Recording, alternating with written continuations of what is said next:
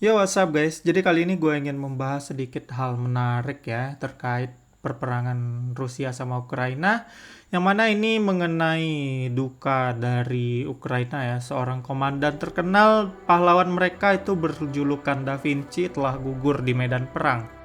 Jadi Da Vinci ini bernama Dimitro Kotsiubailo ya. Dia masih muda, berusia 27 tahun. Tapi ya dia gugur ya pada minggu ini itu pada perperangan di kota Bahmut Timur, katanya di timur Bahmut, dan mereka bertarung memperebutkan wilayah tersebut ya, dan akhirnya dia gugur di sana. Dan pihak Rusia pun merayakan hal ini karena dia adalah salah satu komandan yang paling diseganin di Ukraina dan juga bahkan direspek sama pihak Rusia gitu. Jadi ya dia ini udah mulai aktif semenjak 2013-2014 ada revolusi martabat namanya itu di Ukraina sana, yang mana dia ikut menggulingkan presiden waktu itu Viktor Yanukovych atau apalah, gue juga kurang tahu histori di Ukraina ya. Yang pasti dia udah punya sepak terjang pada saat dia umur 17 atau 18 tahun, dia udah megang senjata lah itu. Dia juga pernah terluka oleh peluru tank Rusia ya dulu, dan dia cukup beruntung gitu masih bisa selamat ya kan. Ini pada tahun 2013-2014 tadi ya, pada pertempuran yang lalu sebelum perang besar Ukraina sama Rusia lah.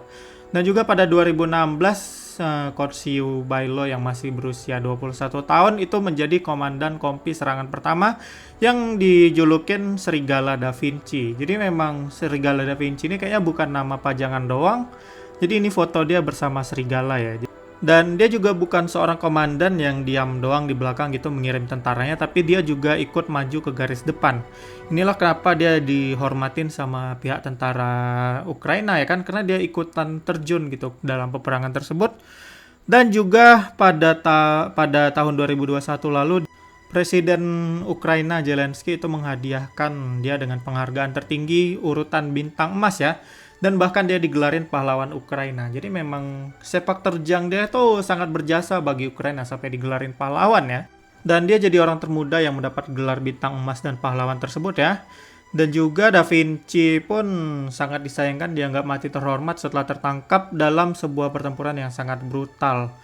Jadi dia ini ternyata udah lama menjadi target incaran pihak Rusia. Jadi memang dia ini komandan atau petinggi Ukraina yang memang udah diincar sama Rusia gitu. Jadi dituliskan di sini dia bahkan diseganin sama pihak lawan ya. Jadi ketika dia tertangkap itu diumumkan sama pihak Rusia kalau seorang nasionalis Ukraina berpangkat tinggi telah dilikuidasi. Kita berbicara tentang Dimitro Kotsiubailo dengan julukan Da Vinci, seorang pendukung setia dan salah satu pemimpin sektor kanan yang dilarang sama Rusia. Intinya di sini bahkan Rusia melabelin dia sebagai seorang pendukung yang setia ya. Intinya memang mereka mengakuinya sebagai pimpinan musuh lah gitu, pimpinan Ukraina ya kan. Dan ya bahkan katanya disebutkan kalau video detik-detik kematiannya ada beredar di media sosial walaupun gua belum nemu. Intinya dia ditembak oleh pasukan Rusia setelah ia mengatakan kemuliaan bagi Ukraina. Jadi kata-kata terakhirnya adalah kemuliaan bagi Ukraina, dan dia pun dieksekusi ya. Jadi ini memang statusnya udah ketangkap waktu itu. Jadi ini dia memang membuktikan kalau dia itu seorang pahlawan sejati bagi Ukraina ya. Bahkan sampai kata-kata terakhir dia pun seperti itu gitu.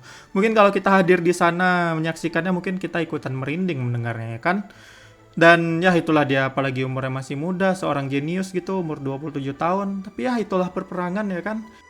Jadi ya ketika mendengar kisah heroik prajurit sejati seperti ini, kita cuma bisa memberikan respek ya. Bahkan pihak musuhnya pun menyegani dia gitu. Jadi diseganin musuh, diseganin tentara sendiri.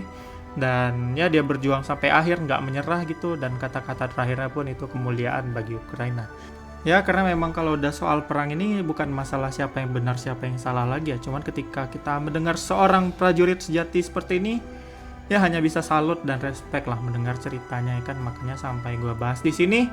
Dan ya gue rasa sekian dulu yang bisa gue bahas. Dan gimana tanggapan kalian? Silahkan tuliskan di komen. Dan sekian dulu, sampai ketemu di video lainnya.